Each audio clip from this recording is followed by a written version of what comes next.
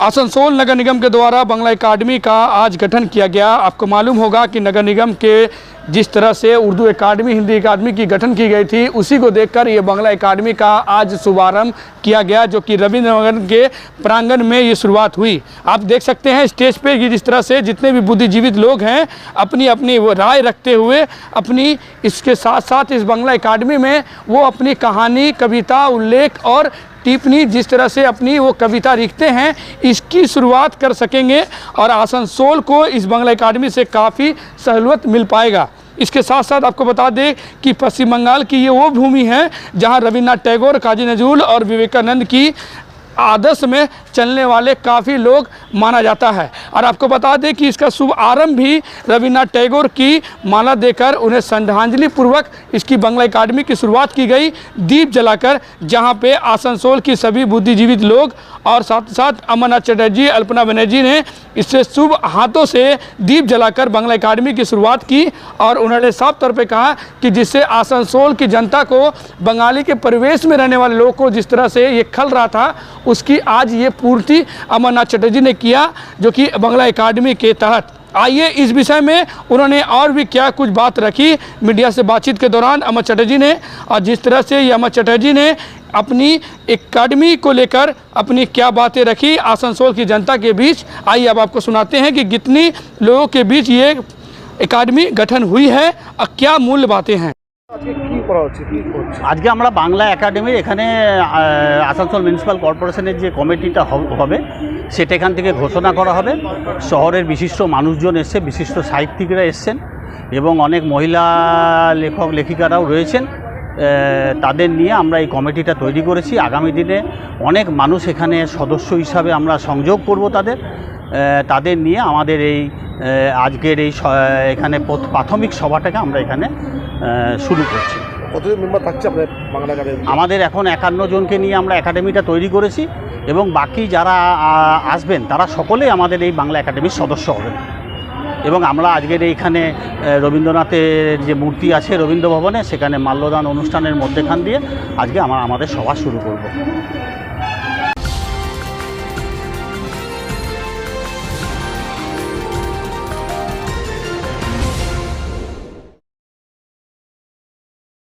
पश्चिम बर्धमान गौंड समाज की ओर से आज एक विशाल रैली निकाली गई, जिस रैली के दौरान आदिवासी महारैली जो कि जीटी रोड में देखने को मिला। आपको बता दें इस रैली के दौरान आदिवासी गौंड समाज के विभिन्न लोग उपस्थित रहे।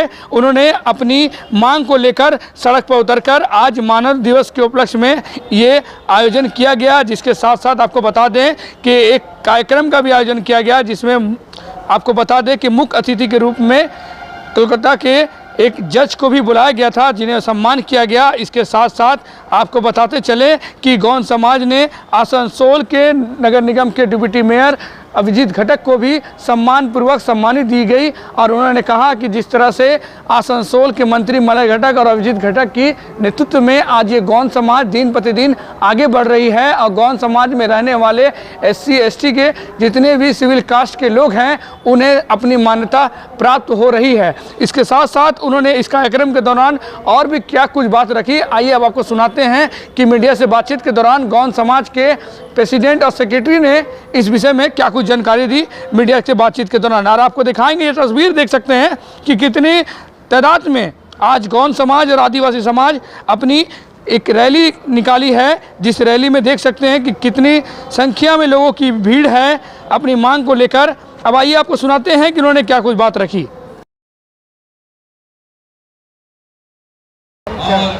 आज हम लोगों का वीर नारायण सिंह जी उनका माने स्मृति दिवस हम लोग मनाते जा रहे हैं पश्चिम बर्धमान गौंड महासभा की तरफ से। और हमारे वीर पुरुषों का हम लोग इसी तरह जन्मदिन और जिनका माने आज के दिन डेट हुए हैं वीर नारायण सिंह, उनका हम लोग याद कर रहे हैं पश्चिम बर्धमान गौंड महासभा की तरफ से। आज सभी वीरों का हम लोगों का जितने भी शहीद हुए हैं, बिरसा मुंडा बोलिए, आपका रानी दुर्गावती बोलिए, सभी का हम लोग जयंती मनाते हैं जब भी हम लोग पश्चिम बर्धमान गौंड महासभा की तरफ से।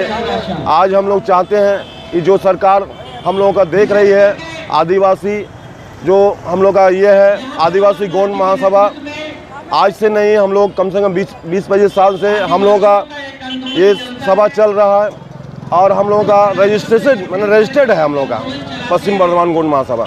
किंतु हम लोगों का क्या है कि हम लोगों का जितने भी हैं हम लोग का मलय घटक साहब बोलिए मंत्री जी, वो हम लोग का बहुत सपोर्ट करते हैं और अभिजीत घटक साहब भी आते हैं हम लोग का प्रोग्राम में।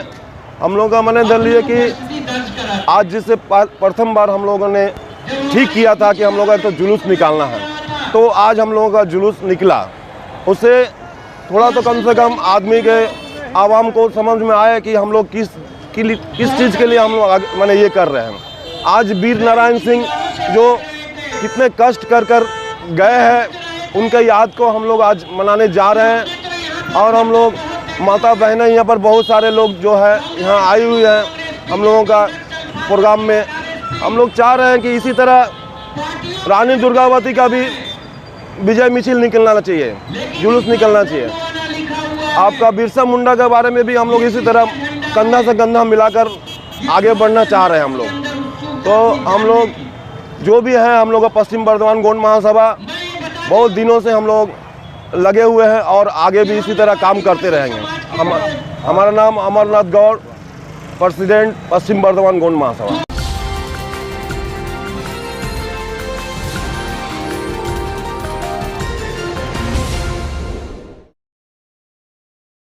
आसनसोल के हाटन रोड निकट साईं मंदिर में आज मानव अधिकरण मिशन के तहत एक मीटिंग की गई। आपको बता दें कि आज के दिन ही इसकी स्थापना हुई थी, जिसे लेकर एक बैठक के दौरान छात्र छात्राएं और आसनसोल की भी जनता को लेकर उन्होंने बैठी और मानव अधिकारी दिवस के बारे में उन्होंने बातचीत के दौरान उन्होंने जानकारी दी कि हमारे जीवन में सबसे बड़ी एक मूल्य प्रति है जो कि मानव अधिकारी मिशन, जिसके तहत लोग अपनी राय और अपनी मदद ले पाती है। दिन प्रतिदिन जिस तरह से नारी के ऊपर अत्याचार और लोगों के ऊपर ठगीबाजी और जिस तरह से दिन प्रतिदिन लोग कहीं ना कहीं किस समस्या में पड़ रहे हैं, उसे आगे निकालने के लिए ये मानव अधिकारी के लोग आकर एकजुट होकर उनकी सहायता करते हैं, जिसे लेकर आज इसका दिवस है, जो कि देख सकते हैं कि लोग बैठकर कितनी आनंद से सुन रहे हैं। आइए इस विषय में मानव अधिकारी के तहत जिन लोगों ने ये कार्यक्रम का आयोजन किया है उससे जानकारी लेते हैं कि आज के दिवस के लेकर उन्होंने क्या कुछ कहा। आज हम लोग का अंतर्राष्ट्रीय मानवाधिकार दिवस मनाया गया है, जिसके हम लोग मानव अधिकार मिशन से जुड़े हैं। मैं ललित कुमार गिरी, पश्चिम बंगाल प्रदेश युवा अध्यक्ष।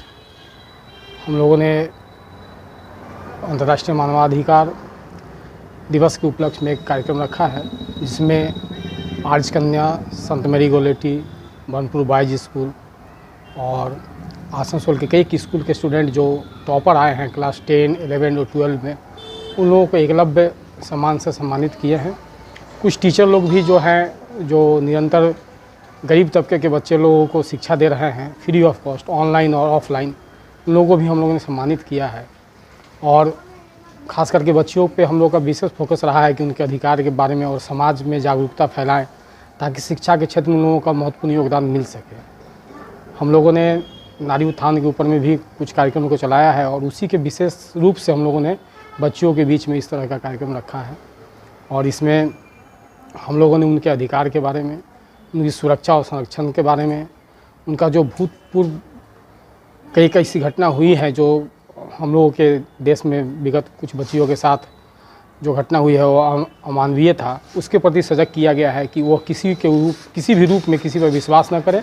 अपने पेरेंट्स या आसपास के जो प्रशासनिक पदाधिकारी है उनको अगर उनको लगता हो कि किसी भी तरह का हमारे ऊपर में कुछ मतलब गलत दृष्टि है, तो वो तुरंत सूचित करें और अपने आप को सुरक्षित करने के लिए किसी भी प्रशासनिक पदाधिकारी के सहयोग में आए। यही अनुरोध हम लोगों ने किया है और जागरूक किया है उनको, और आगे भी हम लोग करते रहेंगे। कुछ गरीब लोग थे, उन लोगों का भोजन का व्यवस्था था, उन लोगों को भोजन भी हम लोग कराएँ। मेरा नाम पंडित ललित कुमार गिरी है, मैं प्रदेश युवा अध्यक्ष मानव अधिकार मिशन पश्चिम बंगाल।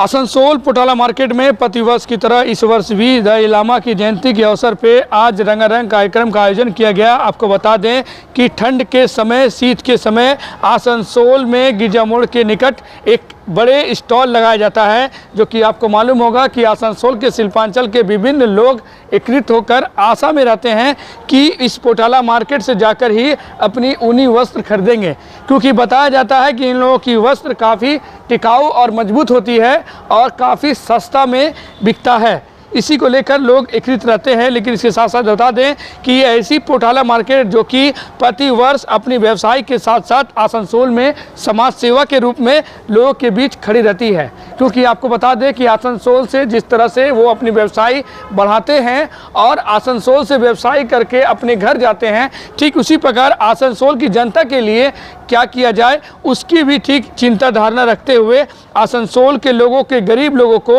अपनी भोजन कराते हैं और इसके साथ साथ यहाँ पर रंगारंग कार्यक्रम का आयोजन भी किया जाता है। आप देख सकते हैं कि किस तरह से आसनसोल के साउथ पीएस के आईसी को उपस्थित है, जो कि इस मंच में आप दिखाई दे रहा है, जो कि दलाई लामा की जयंती पर उन्होंने बताया कि जिस तरह से प्रतिवर्ष यहाँ पे मैंने जिस तरह से सुना कि रंगारंग कार्यक्रम का आयोजन और दलाई लामा, जो कि आज उनके बारे में अगर बात की जाए तो काफ़ी समय लग सकता है, लेकिन आज इन लोगों की ये उद्देश्य है कि आसनसोल से व्यवसाय के साथ साथ लोगों के बीच खड़े होकर उन लोगों की सहायता करना, ये सबसे बड़ी पहल की बात होगी। आइए अब आपको दिखाते हैं तस्वीर कि किस तरह से ये रंगारंग कार्यक्रम का आयोजन और किस तरह से पोटाला मार्केट में आए हुए हमारे अतिथि जो कि व्यवसाय करने के लिए आते हैं, किस तरह से अपनी गीत संगीत और अपनी नेचुरल के अनुसार अपनी समाज की किस तरह से उनकी गतिविधि और किस तरह से कार्यक्रम किया जाता है, किस तरह से उनकी रंगारंग कार्यक्रम होती है, डांस होती है, उसे प्रस्तुत करते हुए आसनसोल को जनता के बीच रखी है। आइए अब आपको दिखाते हैं कुछ तस्वीरें।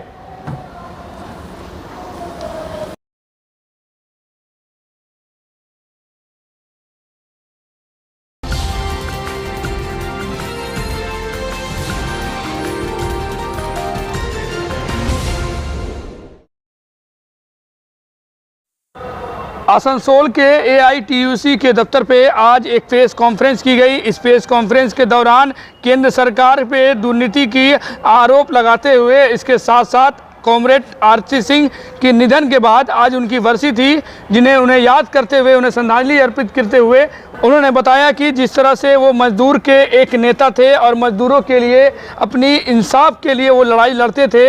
आज आपको बता दें, जो हमारे बीच अब नहीं रहे, लेकिन उनकी यादें आज भी हमें एहसास करती है कि किस तरह से मजदूर की अपनी हक दिलाने के लिए किस तरह से लड़ाई की जाती है। इसके साथ साथ आपको बता दें कि केंद्र सरकार के खिलाफ उन्होंने जोरदार हमला करते हुए कहा कि मोदी सरकार की कुर्सी हिल चुकी है, सिर्फ और सिर्फ दिखावे की राजनीति में जुटे हुए हैं। और आपको बता दें कि उन्होंने साफ तौर पे कहा कि राजस्थान, मध्य प्रदेश और छत्तीसगढ़ में जीत के बाद जिस तरह से मोदी को भी मालूम है कि कहीं ना कहीं उसके कुर्सी के नीचे की स्थल समाप्त हो चुकी है और दिन प्रतिदिन आम जनता उसे जान चुकी है कि इनके पीछे का चेहरा क्या है, और ये इसका खामियां आसनसोल की जनता 2024 में जरूर देगी। इसके साथ साथ उन्होंने 2024 के चुनाव की तैयारी को लेकर भी उन्होंने प्रेस कॉन्फ्रेंस के दौरान जानकारी दी। आइए अब आपको सुनाते हैं कि प्रेस कॉन्फ्रेंस के दौरान उन्होंने क्या बात रखी।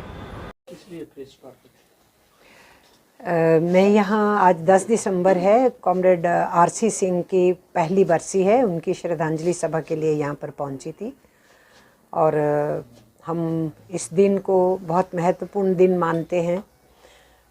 एक तो आरसी सिंह अपनी ज़िंदगी में संघर्ष करते हुए मानवाधिकारों के लिए, मज़दूरों, किसानों के, आम जनमानस के, अपनी ज़िंदगी में बहुत कुछ करके आज के दिन हमारे बीच में नहीं रहे, तो ये हमारे लिए एक दुख की घड़ी तो थी, लेकिन हमारे लिए एक श्रद्धा का समय भी था कि उन्होंने अपनी ज़िंदगी बेहतरीन जी और बहुत से सबक जो है मज़दूर वर्ग के लिए वो छोड़ के गए।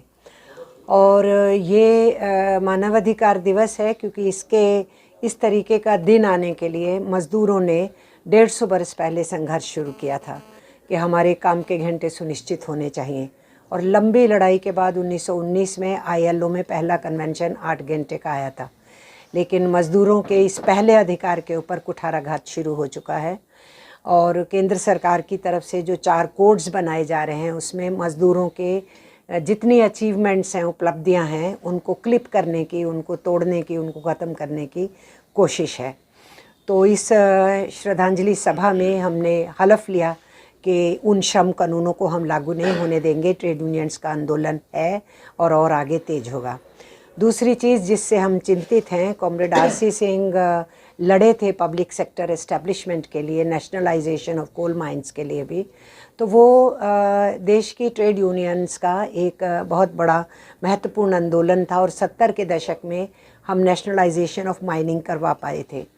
आज जितना पब्लिक सेक्टर है और जितनी गवर्नमेंट ओन्ड सर्विसेज हैं, उन सब के ऊपर गवर्नमेंट ने प्राइवेटाइजेशन का, डिसइन्वेस्टमेंट का पूरा तलवार लटकाया हुआ है और नेशनल मोनेटाइजेशन पाइपलाइन के ज़रिए से देश की संपदा को लुटाने में वो लगे हुए हैं। अडानी अंबानीज हों, जो विदेशी कॉरपोरेट्स हों, तो देश को बेचने पे लगा रखा है। इसलिए इस संकल्प दिवस को के रूप में हमने मनाया, कॉमरेड आरसी को याद करते हुए, कि देश को बिकने नहीं देंगे, देश को झुकने नहीं देंगे। उस हलफ को हमने लिया। तीसरी बात, हम ये समझ रहे हैं कि अंग्रेज़ों ने जो हमारे संसाधन लूटे थे, 200 बरस तक हमें लूटा, अपने देश को बनाया, दुनिया में और 50-55 देशों को उन्होंने गुलाम बनाया, तो हमारे देश को सबसे ज़्यादा लूटा था। उन्होंने अपनी लूट को जारी रखने के लिए और अपनी सत्ता में बने रहने के लिए एक बहुत सीधा नियम अपनाया था कि इस देश की जो सांझी विरासत है मिलजुल के रहने की, उसको तोड़ो और बांटो और राज करो। आज हम देख रहे हैं कि मौजूदा केंद्रीय सरकार में जो बैठे हुए लोग हैं, सत्ताधारी लोग हैं, वो उसी शस्त्र का उपयोग कर रहे हैं, समाज को बांट रहे हैं, धर्म के आधार पे, भाषा के आधार पे, खान पान के आधार पे, हर चीज़ के ऊपर वो बांटने में लगे हुए हैं। तो ये है सत्ता में बने रहने की अंग्रेज़ों की चाल थी, और अब सत्ता में बने रहने की जो चाल है वो मोदी की पार्टी की चाल है और उसको वो लेके आगे बढ़ रहे हैं। इससे देश के भाईचारे को बहुत बड़ा नुकसान हो रहा है, आंदोलनों को नुकसान हो रहा है। इसलिए हमने ये भी हलफ लिया कि देश की एकता और अखंडता के लिए और दुनिया में अमन चैन के लिए कॉमरेड आरसी सिंह ने अपनी पूरी ज़िंदगी लगाई, तो उनको याद करते हुए हम अपने उन संकल्पों को दोहराएंगे।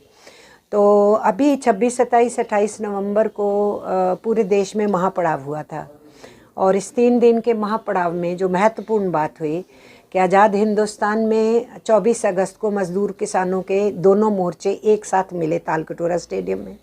वहाँ से आह्वान किया 26, 27, 28 को हम महापड़ाव करेंगे राजभवनों के ऊपर, और उसके लिए फिर तैयारी की गई और बहुत सारे राज्यों में जॉइंट गतिविधियाँ की गई और अल्टीमेटली इस महापड़ाव को सरअंजाम पहुँचाया गया।